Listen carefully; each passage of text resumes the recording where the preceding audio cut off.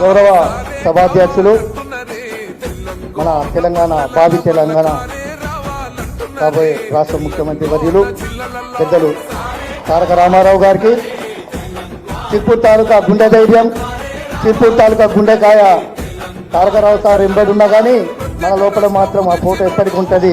అదే మన photo, RSP sir photo.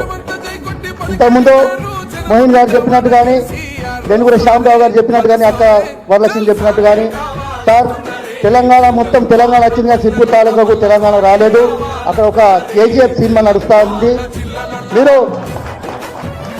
మీరు చిత్తూరు తాలూకా ప్రజల మీద ఎంతో ప్రేమతోటి, అరే ఈ సిర్పూర్ ప్రాంతం బాగా వెనుకబడిపోయింది, ఉన్నదే ఒక కంపెనీ, అక్కడ ఉద్యోగాలు లేవు, అక్కడ చదువు కూడా తక్కువ ఉన్నది, అక్షరాస్యత తక్కువ ఉన్నది, నిరక్షరాస్యత ఎక్కువ ఉన్నదనే ఉద్దేశంతో ఎన్నో మీ గవర్నమెంట్ ఎన్నో రాయితీలు ఇచ్చి జేకే వాళ్ళని నొప్పించి కంపెనీ ఓపెన్ చేస్తే అది జేకే కంపెనీ కాలేదు సార్, అది కేకే కంపెనీ అయింది.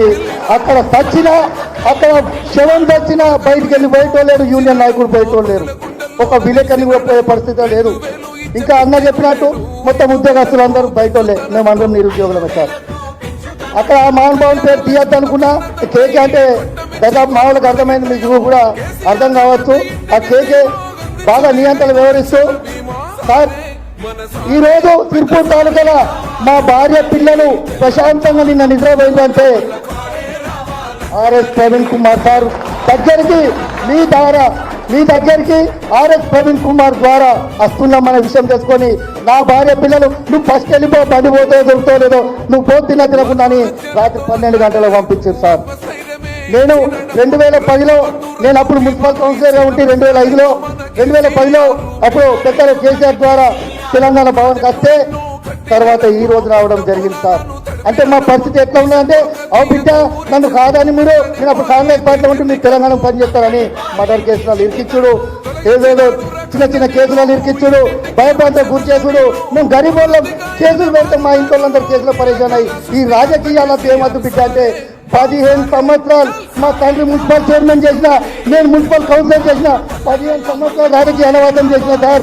మళ్ళీ 15 సంవత్సరాల తర్వాత ఈ గుండె ధైర్యం ఆర్ఎస్ ప్రవీణ్ కుమార్ గారు తిరుపతి తాలూకా వచ్చేమనుకనే బయటికి వెళ్ళి బిడ్డ కోనప్ప ఇక మా నాయకుడు వచ్చిండు, వైట్ పేపర్ మా నాయకుడు, వైట్ పేపర్ మా నాయకుడు, మీరు కూడా మా వైట్ పేపర్ని రాష్ట్రం అంతా ఉపయోగించుకోండి. ప్రవీణ్ కుమార్ సిర్పూర్కు ప్రవీణ్ కుమార్ అని చెప్పేదంటే మీకు వెళ్ళి జరిగే ప్రసక్తే లేదు. ప్రవీణ్ కుమార్ని రాష్ట్రం నింపుకుంటారా, దేశం నింపుకుంటారా?